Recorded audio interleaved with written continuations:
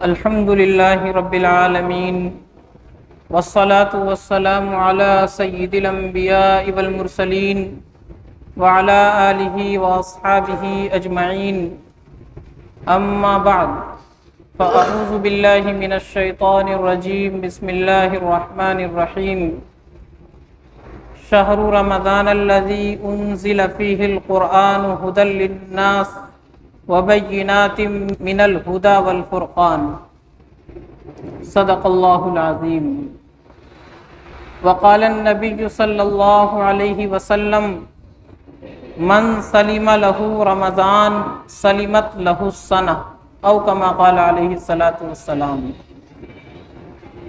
میرے محترم بزرگوں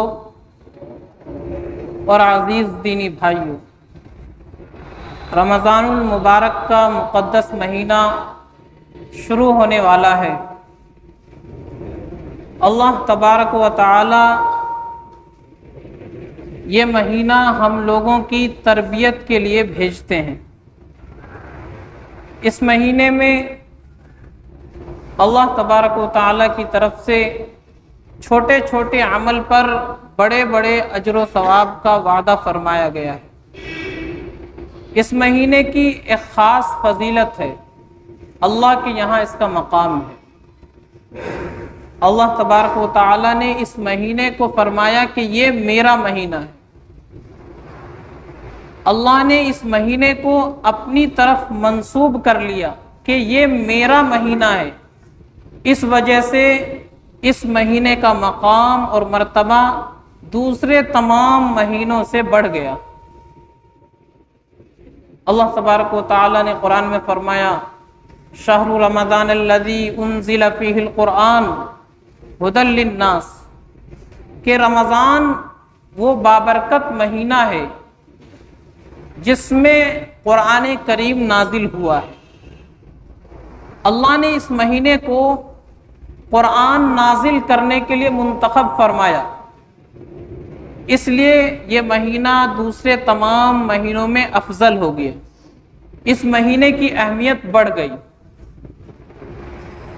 جب یہ مہینہ آنے والا ہوتا تو اللہ کے نبی صلی اللہ علیہ وسلم صحابہ کے سامنے اس کی فضیلت، اس کی اہمیت اور اس کو گزارنے کا طریقہ بیان فرماتے تھے، تاکہ صحابہ اس مہینے کے آنے سے پہلے اس کی تیاری کر لیں۔ حضرت سلمان فارسی رضی اللہ تعالیٰ عنہ فرماتے ہیں خطبنا رسول اللہ صلی اللہ علیہ وسلم آخر یوم من شعبان، کہ اللہ کے نبی نے ہمیں شعبان کے آخری دنوں میں خطبہ ارشاد فرمایا، جس میں اللہ کے نبی نے فرمایا یا ایھا الناس قد اذلکم شہر عظیم شہر مبارک فیہ لیلۃ خیر من الف شہر، کہ اے لوگوں تمہارے اوپر ایک مہینہ آ رہا ہے جو مہینہ برکتوں والا مہینہ ہے۔ اس مہینے کے اندر ایک رات ایسی ہے جو 1000 مہینوں سے بڑھ کر ہے، جسے ہم اور آپ شب قدر کہتے ہیں۔ اس کے بعد فرمایا جعل اللہ صیامہ فریضہ، اللہ نے اس مہینے کے روزے فرض قرار دیے ہیں، اس مہینے میں روزے رکھنا فرض ہے۔ وجعل قیام لیلہ تطوعا، اور اس مہینے کی راتوں میں اللہ نے قیام کا حکم دیا ہے، یعنی اس کی راتوں میں قیام کرنا ہے، اللہ کے سامنے نماز میں کھڑے ہونا ہے، مراد اس سے ہے تراویح کی نماز۔ اس کے بعد فرمایا فمن تقرب فیہ بخصلۃ من الخیر کان کمن ادی فریضۃ فیما سوا، کہ جو اس مہینے میں کوئی بھی نیک عمل کرے گا جو نفل ہو، اس کا ثواب اس مہینے میں فرض کے برابر ہو جاتا ہے۔ ومن ادی فیہ فریضۃ کان کمن ادی 70 فریضۃ فیما سوا، اور جو اس مہینے میں کوئی فرض عمل کرتا ہے تو اس کا ثواب 70 فرضوں کے برابر ہو جاتا ہے۔ فجر کی نماز 2 رکعت فرض ہے، کوئی اس مہینے میں فجر کی 2 رکعت پڑھے گا تو اس کے 70 گنا یعنی 140 رکعت نماز پڑھنے کا ثواب اس کو ہوگا. تو نفل کا ثواب فرض کے برابر اور ایک فرض کا ثواب 70 فرضوں کے برابر اس مہینے کے اندر ہو جاتا ہے. اس کے بعد فرمایا وَهُوَ شَهْرُ الصَّبْرِ کہ یہ مہینہ رمضان المبارک کا صبر والا مہینہ ہے. وَالصَّبْرُ ثَوَابُهُ الْجَنَّةُ اور صبر کا بدلہ جنت ہے. اس مہینے میں ہم سب کو، تمام مسلمانوں کو صبر کی ٹریننگ دی جاتی ہے. انسان روزہ رکھ لیتا ہے تو کھانے کی چیز سامنے موجود ہے، پینے کی اچھی اچھی چیزیں موجود ہیں، کوئی دیکھنے والا بھی نہیں ہے، بند کمرے میں انسان اکیلا ہے، کھانا پینا رکھا ہوا ہے، لیکن وہ کھاتا نہیں ہے، پیتا نہیں ہے، صبر کرتا ہے. کیوں؟ اللہ کا حکم ہے. صبح سے شام تک کچھ کھانا پینا نہیں ہے. تو اس طریقے سے صبر کی تربیت دی جا رہی ہے، صبر کی ٹریننگ دی جا رہی ہے کہ مسلمانوں جس طرح رمضان کے مہینے میں کھانا پینا موجود ہے لیکن اللہ کے حکم کی وجہ سے کھاتے نہیں ہو، پیتے نہیں ہو، اسی طریقے سے تمہاری پوری زندگی ہونی چاہیے کہ جہاں اللہ کا حکم آ جائے وہاں اپنی خواہشات کو چھوڑ دینا، جہاں اللہ کا حکم آ جائے اپنی مرضی وہاں نہیں چلانی. یہ اس مہینے کے اندر ٹریننگ دی جاتی ہے مسلمانوں کو. تو فرمایا یہ صبر والا مہینہ ہے. اس کے بعد فرمایا وَهُوَ شَهْرُ الْمُوَاسَاةِ کہ یہ مہینہ ہمدردی کا ہے، غم خواری کا ہے. یعنی مسلمانوں کو چاہیے کہ اپنے پڑوسیوں کا خیال رکھے، رشتہ داروں کی خبر گیری کرے کہ کون پڑوسی مجبور ہے، کون رشتہ دار پریشان ہے، کس کو کس چیز کی ضرورت ہے. یہ ہمدردی والا مہینہ ہے، غمخواری والا مہینہ ہے، ایک دوسرے کے دکھ درد میں شریک ہونے والا مہینہ ہے.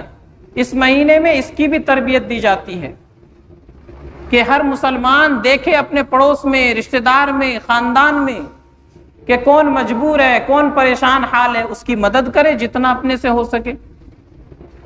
تو یہ غمخواری کا مہینہ ہے. اس کے بعد فرمایا یزاد فیہ رزق المؤمن کہ اس مہینے میں ایمان والے کا رزق بڑھا دیا جاتا ہے. اور یہ تجربے کی بات ہے کہ ایسا ہی غریب سے غریب آدمی ہو، رمضان کے مہینے میں اس کے دسترخوان پر اور دنوں کے مقابلے میں اچھا کھانا نظر آئے گا. اس مہینے میں اللہ رزق بڑھا دیتے ہیں، ایمان والوں کے رزق میں اللہ اضافہ فرماتے ہیں، نعمتوں میں اللہ زیادتی فرماتے ہیں.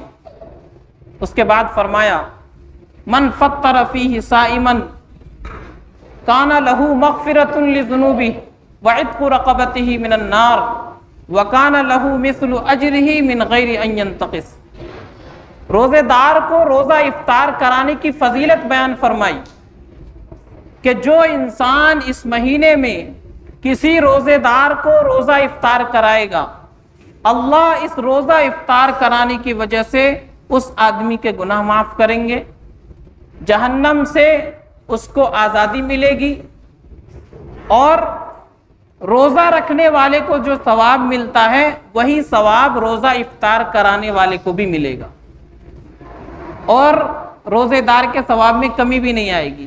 ایسا نہیں ہے کہ روزے دار کو 70% مل جائے گا اور روزہ افطار کرانے والے کو 30% مل جائے گا. نہیں، روزے دار کو روزے کا پورا پورا ثواب ملے گا، اور جس نے روزہ افطار کرایا اس کو بھی ثواب ملے گا روزہ افطار کرانے کی وجہ سے.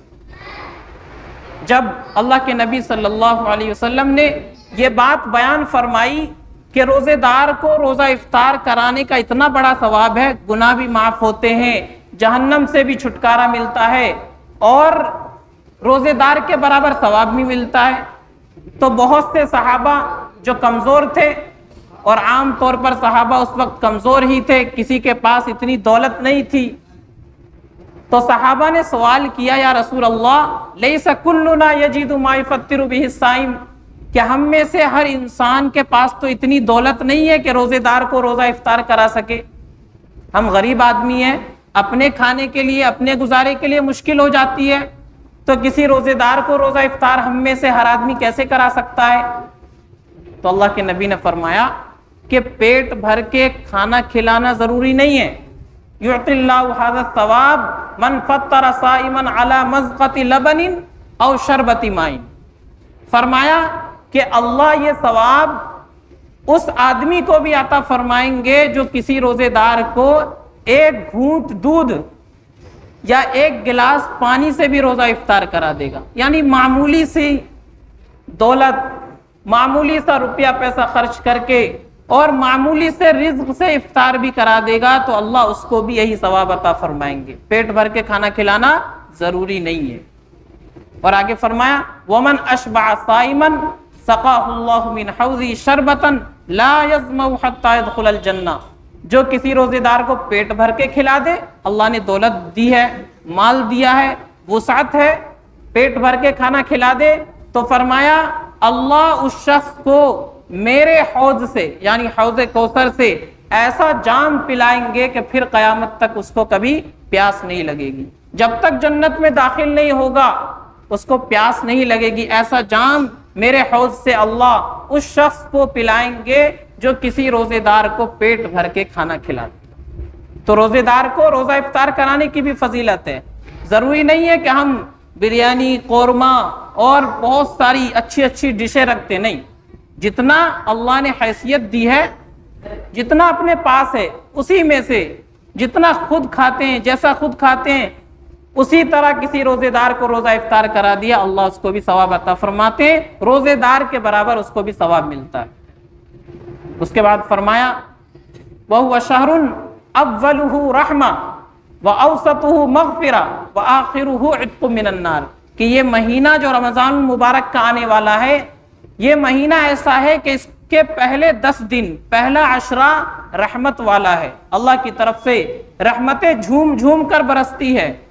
اس کے بعد جو اگلے 10 دن آتے ہیں، دوسرا عشرہ، فرمایا یہ مغفرت والا عشرہ ہے، اس میں اللہ لوگوں کی مغفرت فرماتے ہیں، گناہوں کو معاف فرماتے ہیں. وَآخِرُهُ عِتْقٌ مِّنَ النَّارِ. اور جو آخری 10 دن آئیں گے، آخری عشرہ، فرمایا یہ جہنم سے چھٹکارا پانے والا عشرہ ہے. ان آخری 10 دنوں میں اللہ جہنم سے بے شمار لوگوں کو آزادی عطا فرماتے ہیں. اس کے بعد فرمایا وَمَنْ خَفَّفَ عَنْ مَمْلُوكِهِ أَعْتَقَهُ اللَّهُ مِنَ النَّارِ. کہ جو انسان اس مہینے میں اپنے مملوک سے بوجھ کو ہلکا کر دے گا. یعنی ہمارے ماتحت کچھ لوگ کام کرتے ہیں، ہم دکان کے اونر ہیں، ہمارے یہاں ملازم ہیں، اسٹاف ہیں، ہم ٹھیکیدار ہیں، ہمارے انڈر کچھ مزدور کام کرتے ہیں، ہم فیکٹری کے مالک ہیں، ہمارے یہاں کچھ جاب کرنے والے لوگ ہیں، ملازم ہیں. تو فرمایا کہ اس مہینے میں جو اپنے ماتحت لوگوں کا بوجھ ہلکا کر دے گا. رمضان کے علاوہ دوسرے مہینوں میں 9 گھنٹے اور 10 گھنٹے کی ڈیوٹی لیتا تھا، لیکن رمضان کا مہینہ آیا، اس وجہ سے اس نے ڈیوٹی میں کمی کر دی، 8 گھنٹے کر دیا، 6 گھنٹے کر دیا. تو فرمایا جو ایسا کرے گا اپنے مملوک سے بوجھ کو ہلکا کر دے گا، اپنے ملازم اور نوکر سے کام کم لے گا اس رمضان کی وجہ سے، فرمایا غفر اللہ لہ، اللہ اس کے گناہ معاف کر دیں گے، اس کی مغفرت فرما دیں گے. وَاعْتَقَهُ اللَّهُ مِنَ النَّارِ. اور جہنم سے بھی اس کو چھٹکارا عطا فرما دیں گے. تو یہ وہ فضائل تھے جو اللہ کے نبی صلی اللہ علیہ وسلم نے رمضان سے ایک دن پہلے صحابہ کے سامنے بیان فرمائے، تاکہ صحابہ اس مہینے کے شروع ہونے سے پہلے اس کی تیاری کر لیں. تو ہر مسلمان کو چاہیے کہ مبارک مہینہ آنے والا ہے، اس مبارک مہینے میں اپنا زیادہ سے زیادہ وقت اللہ کی عبادت میں لگائے، زیادہ سے زیادہ وقت ذکر میں، تلاوت میں، تسبیح میں گزارے، قرآن کی تلاوت میں گزارے. اس مہینے میں رحمت کے دروازے کھول دیے جاتے ہیں، اللہ کی طرف سے رحمت کی گھٹائیں برستی ہے، اللہ کی طرف سے چھوٹے چھوٹے عمل پر بڑے بڑے اجر و ثواب کا وعدہ فرمایا گیا ہے. تو یہ مبارک مہینہ آنے والا ہے، اس مبارک مہینے کی ہم قدر کریں، اس مبارک مہینے کی قدر اپنے اندر پیدا کرے. جب انسان کسی نعمت کی قدر کرتا ہے تو اللہ نعمتوں میں اضافہ فرماتے ہیں، اللہ نعمت کو بڑھاتے ہیں، اور جب انسان ناقدری کرتا ہے، ناشکری کرتا ہے، تو اللہ نعمتوں کو چھین لیا کرتے ہیں۔ ایک واقعہ سناتا ہوں۔ ایک آگ کا پجاری تھا، مجوسی جس کو بولتے ہیں، آگ کی پوجا کرنے والا۔ اس کا ایک چھوٹا سا بیٹا اپنے ہاتھ میں روٹی لے کر کے مسلمانوں کے محلے میں چلا جاتا ہے۔ رمضان المبارک کا مقدس مہینہ چل رہا تھا۔ اس آگ کے پجاری کا ایک چھوٹا سا بچہ جو معصوم ہے، نادان ہے، وہ اپنے ہاتھ میں روٹی لے کر کے مسلمانوں کے محلے میں، مسلمانوں کی گلی میں چلا جاتا ہے۔ جیسا کہ بچوں کی عادت ہوتی ہے، روٹیاں لپیٹتے ہیں، کھیلتے کھیلتے نکل جاتے ہیں باہر۔ تو اسی طرح وہ بچہ مسلمانوں کے محلے میں چلا گیا۔ رمضان کا مہینہ تھا۔ اس کے باپ نے دیکھا، جو آگ کا پجاری تھا، آگ کو پوجتا تھا، مسلمان نہیں تھا۔ جب اس نے دیکھا کہ میرا بیٹا رمضان کے مہینے میں روٹی لے کر کے مسلمانوں کے محلے میں چلا گیا، اس کو پکڑا اور اس کو زوردار تماچا مارا اور کہا کہ نالائق، تجھے معلوم نہیں ہے رمضان کا مقدس مہینہ چل رہا ہے اور تو روٹی ہاتھ میں لے کر کے مسلمانوں کے محلے میں جا رہا ہے؟ یہ مسلمان رمضان میں کھاتے پیتے نہیں ہیں، دن میں روزہ رکھتے ہیں، تو ان کے سامنے روٹی لے کر کے جا رہا ہے؟ تو اس آگ کے پجاری نے اپنے اس چھوٹے سے بچے کو مارا۔ یہ واقعہ ہو گیا۔ کچھ دنوں کے بعد اس کا انتقال ہو گیا۔ انتقال ہونے کے بعد وہاں کے مسلمان لوگوں نے اس آگ کے پجاری کو خواب میں دیکھا۔ خواب میں کیا دیکھتے ہیں کہ وہ مزے سے جنت میں ہے، جنت میں ٹہل رہا ہے، جنت کی نعمتیں اس کے سامنے ہیں اور وہ مزے لے رہا ہے۔ لوگوں کو بڑا تعجب ہوا کہ ایک آگ کو پوجنے والا آدمی جو شرک کرتا تھا، مسلمان نہیں تھا، توحید پرست نہیں تھا، وہ جنت میں کیسے جا سکتا ہے؟ اللہ کا تو اعلان ہے، ان اللہ لا یغفر ان یشرک بہ، اللہ شرک کی بخشش نہیں فرماتے ہیں، اللہ شرک کرنے والے کو معاف نہیں کرتے ہیں، کفر کرنے والوں کی کوئی معافی نہیں ہے۔ تو پھر یہ آگ کو پوجنے والا آدمی جنت میں کیسے چلا گیا؟ لوگوں کو بڑا تعجب ہوا، اور تعجب کی بات بھی تھی کہ ایک آگ کو پوجنے والا جنت میں کیسے جا سکتا ہے؟ تو لوگ جمع ہوئے، اس کے گھر گئے، اس کی بیوی سے معلوم کیا کہ ایسا کون سا عمل تھا کہ آپ کا شوہر آگ کا پجاری تھا لیکن ہم نے اس کو خواب میں دیکھا کہ وہ جنت میں ٹہل رہا ہے۔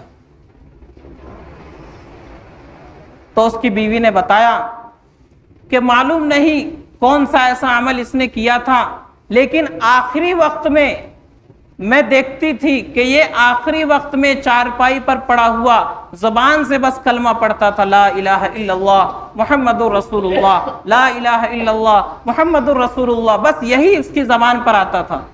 تو لوگ سمجھ گئے کہ اس نے رمضان کی قدر کی تھی اور رمضان کے احترام کی وجہ سے اپنے بچے کو مارا تھا۔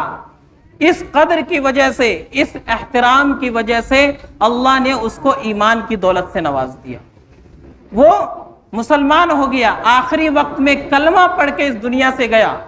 تو میرے عزیزوں، جب بندہ نعمتوں کی قدر کرتا ہے، جب انسان قدر کرتا ہے، احترام سے دیکھتا ہے شریعت کی چیزوں کو، تو اللہ غیر ایمان والے کو بھی ایمان کی دولت سے نواز دیتے ہیں۔ تو ہمیں اور آپ کو بھی رمضان کے مقدس مہینہ عطا ہو رہا ہے، اللہ کی طرف سے ملنے والا ہے، ہمیں اس کی قدر کرنی ہے۔ ایسا نہ ہو کہ مبارک مہینہ ملے اور ہم ناقدری میں اس کو گزار دیں۔ ناقدری کرنے والوں کی اللہ کے یہاں بہت سخت پکڑ ہوتی ہے۔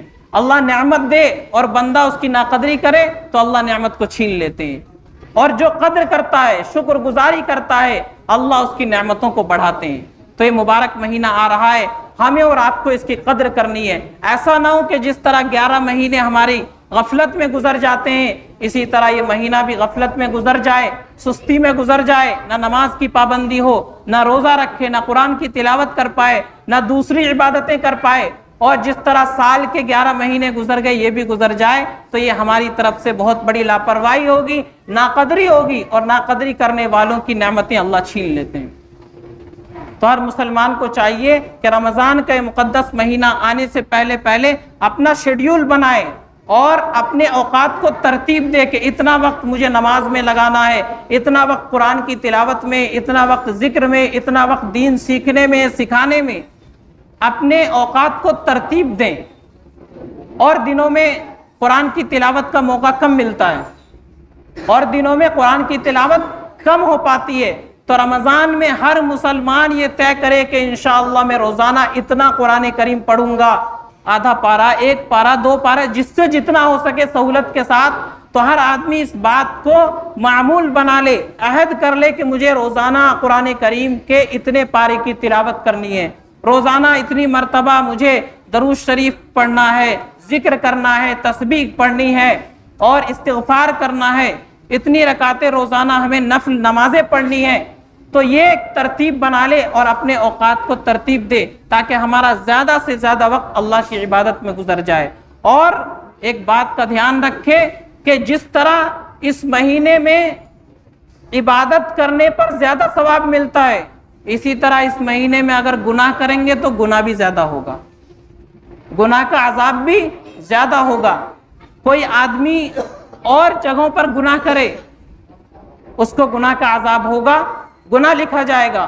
اور کوئی آدمی بیت اللہ شریف میں جا کر کے، مکہ مکرمہ میں جا کر کے، مدینہ میں جا کر کے گناہ کرے تو اس کے گناہ کا وبال بھی بڑھ جائے گا۔ اسی طریقے سے اور دنوں میں گناہ کرتے ہیں وہ بھی گناہ ہیں، رمضان میں گناہ کریں گے تو اس کے گناہ کا وبال اور بڑھ جائے گا۔ تو اللہ نے مقدس مہینہ عطا فرمایا ہے، ہم اس مہینے میں حلال چیزوں کو چھوڑ دیتے ہیں۔ رمضان آتا ہے، کھانا چھوڑ دیا، کھانا تو حلال تھا، پینا چھوڑ دیا، شربت پینا، پانی پینا، دودھ پینا حلال تھا، لیکن رمضان کی وجہ سے ہم نے چھوڑ دیا۔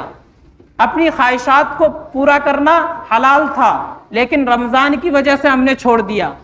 جو چیزیں رمضان سے پہلے حلال تھی، رمضان کی وجہ سے ہم نے ان کو چھوڑ دیا۔ تو اسی طرح جو چیزیں رمضان سے پہلے بھی حرام تھی اور رمضان میں بھی حرام ہے، ان چیزوں کو تو بدرجہ اولا چھوڑ دینا ہے۔ غیبت کرنا رمضان سے پہلے بھی حرام ہے، رمضان میں بھی حرام ہے، تو غیبت کرنا چھوڑ دیں۔ چوری کرنا رمضان سے پہلے بھی حرام، رمضان میں بھی حرام۔ کسی کو دھوکہ دینا رمضان سے پہلے بھی حرام، رمضان میں بھی حرام۔ کسی سے رشوت لینا رمضان سے پہلے بھی حرام اور رمضان میں بھی حرام۔ سود کا کاروبار کرنا رمضان سے پہلے بھی حرام، رمضان میں بھی حرام۔ کسی کا مال ہڑپ لینا رمضان سے پہلے بھی حرام، رمضان میں بھی حرام۔ کسی کی زمین پر قبضہ کر لینا رمضان سے پہلے بھی حرام، رمضان میں بھی حرام۔ تو یہ ساری وہ چیزیں رمضان سے پہلے بھی حرام تھی، رمضان میں بھی حرام ہے۔ تو جب ہم رمضان میں حلال چیزوں کو چھوڑ دیتے ہیں تو حرام کو کیوں نہیں چھوڑتے؟ بہت سے لوگ روزہ بھی رکھتے ہیں اور ساتھ ساتھ سود کا کاروبار بھی چل رہا ہے، روزہ بھی رکھا ہوا ہے، غیبت بھی چل رہی ہے، چغل خوری بھی ہو رہی ہے، روزہ بھی رکھا ہوا ہے، دھوکہ بھی دے رہے ہیں ایک دوسرے کو، 2 نمبر کا کاروبار بھی کر رہے ہیں، بزنس میں دوسرے کو چونا بھی لگا رہے ہیں اور روزہ بھی رکھا ہوا ہے، ماشاءاللہ روزے دار بھی ہیں اور ساتھ ساتھ یہ سارے کام بھی کر رہے ہیں۔ تو جس طرح ہم رمضان کے مہینے میں حلال چیزیں چھوڑ دیتے ہیں، کھانا پینا اور خواہشات پوری کرنا رمضان سے پہلے حلال تھا، لیکن رمضان آیا تو ہم نے اس کو چھوڑ دیا۔ تو جو چیزیں رمضان سے پہلے حرام تھی ان کو کیوں نہیں چھوڑتے؟ تو ہم اس بات کا خیال رکھیں کہ جب ہم حلال چیزوں کو چھوڑ رہے ہیں تو حرام کو بھی چھوڑ دیں۔ کہیں ایسا نہ ہو کہ ہم عبادت بھی کر رہے ہیں، روزہ بھی رکھ رہے ہیں، تراویح بھی پڑھ رہے ہیں، قرآن کی تلاوت بھی کر رہے ہیں اور ساتھ ساتھ یہ سارے گناہ والے کام بھی کر رہے ہیں، تو پھر رمضان کا فائدہ کیا ہوگا؟ یہ تو ایسا ہی ہو جائے گا کہ گھڑے میں اوپر سے پانی ڈالا جا رہا ہے اور نیچے سے کوئی چھید کر دیا گیا، نیچے سے پانی نکل رہا ہے، اوپر سے ڈالتے جا رہے ہیں، تو وہ گھڑا کبھی بھرے گا نہیں، پانی ڈالنے کا کوئی فائدہ نہیں ہوگا۔ تو ہم اگر تراویح بھی پڑھے اور روزے بھی رکھے، تلاوت بھی کرے اور ساتھ ساتھ چغل خوری بھی کرے، ساتھ ساتھ دوسرے گناہ بھی کرے، دھوکہ بھی دے، رشوت بھی لے، سود کا کاروبار بھی کرے، تو پھر ہمارے روزہ رکھنے کا، تراویح پڑھنے کا، قرآن کی تلاوت کرنے کا اور دوسری عبادت کرنے کا فائدہ کیا ہوگا؟ تو ہمیں اور آپ کو عبادت بھی کرنی ہے، نیک کام بھی کرنا ہے اور گناہوں کو بھی چھوڑنا ہے۔ دعا ہے کہ اللہ تعالی ہم سب کے لیے اس رمضان کو بابرکت بنائے، نبی پاک صلی اللہ علیہ وسلم نے فرمایا من سلم لہ رمضان سلمت لہ السنہ، کہ جس آدمی کا رمضان سلامتی کے ساتھ گزر جاتا ہے اس کا پورا سال سلامتی کے ساتھ گزر جاتا ہے۔ رمضان کے مہینے میں عبادت کر کے، تلاوت کر کے، اللہ کا ذکر کر کے، تسبیح کر کے، گناہوں سے بچ کر گزاریں گے تو اس کی برکت سے پورا سال ہمارا اسی طرح گزرے گا۔ اللہ کے نبی کا ارشاد ہے، اللہ کے نبی کی حدیث ہے کہ رمضان سلامتی سے گزر جاتا ہے تو پورا سال سلامتی سے گزر جاتا ہے۔ تو اس لیے یہ مبارک مہینہ آ رہا ہے، ہم سب اس کی قدر کریں اور اس مہینے میں زیادہ سے زیادہ اپنا وقت عبادتوں میں لگائیں اور گناہوں سے اپنے آپ کو بچانے کی کوشش کریں۔ اللہ تعالی ہم سب کو عمل سمجھ کی توفیق عطا فرمائے۔ وآخر دعوانا ان الحمد للہ رب العالمین۔